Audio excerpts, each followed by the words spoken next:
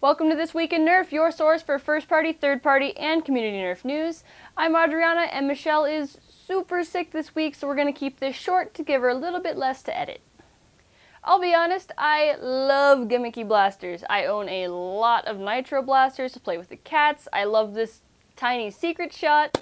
The Centurion is just so satisfying. The Boomco Whip Blast that you have to flick to prime is just fun.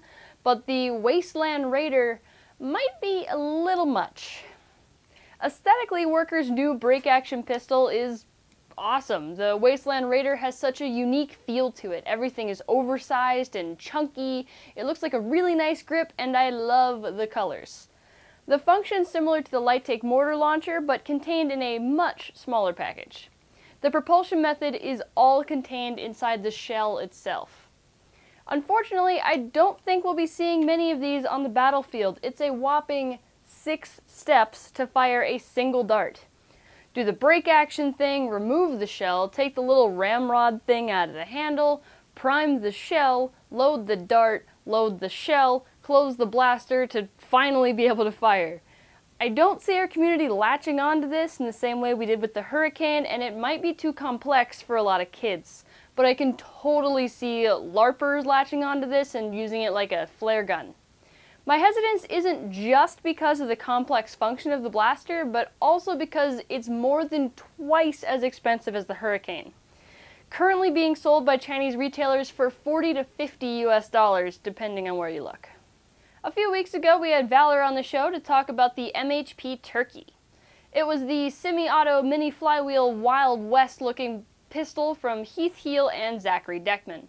This is just a super tiny update to say the files for the Katana version have now been shared in the MHP Support and Rehab Facebook group.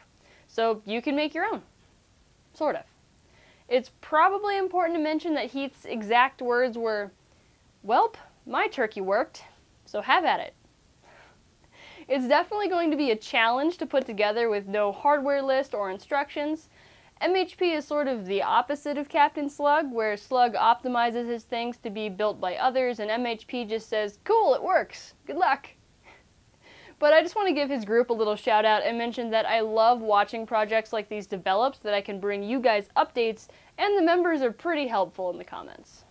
Containment Crew has released some new flywheels. The Inferno wheels are available now for $20 on their website.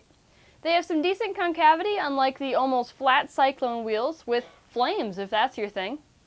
The unique feature is the radial grooves cut into the wheels, which is something Michelle's been speculating for years that would improve performance, but we never actually got around to testing, which is a shame, because we actually got prototypes made too. We don't have more information on them at this time, even though we do have prototypes on hand, we just haven't been able to test them yet.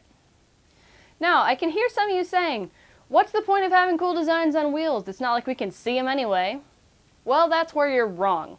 Greenhouse Gear recently released low-profile windowed covers for both the motor side and the flywheel side. So now you can show off those sweet wheels or any etchings that live on that side of the cage. It is important to note that these are low-profile covers, so they won't fit on your 180s. The motor side is to show off your pretty cages and expert wiring for 130 size builds. Mod of the Week goes to the Lanterns Light from Wacom S7. This Demolisher and Busby Baron integration is really clean, and we know he worked super hard to complete it.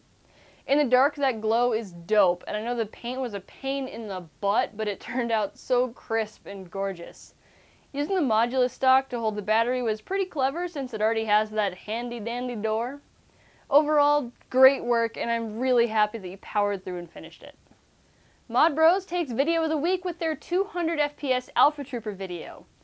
Modding has gotten way easier with so many aftermarket companies producing drop-in kits for nearly every blaster, and there's been some grumbling from older modders that nobody does their own work anymore. This video shows that some people are still doing it themselves.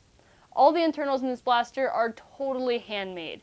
Brass breech on a PVC slide, homemade plunger tube made from a sink drain, and a custom plunger made from washers and brass. He can even quick swap springs by removing the stock.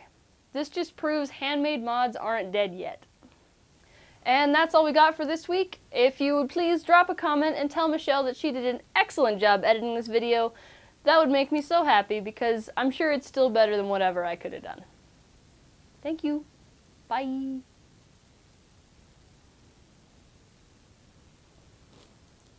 I did it.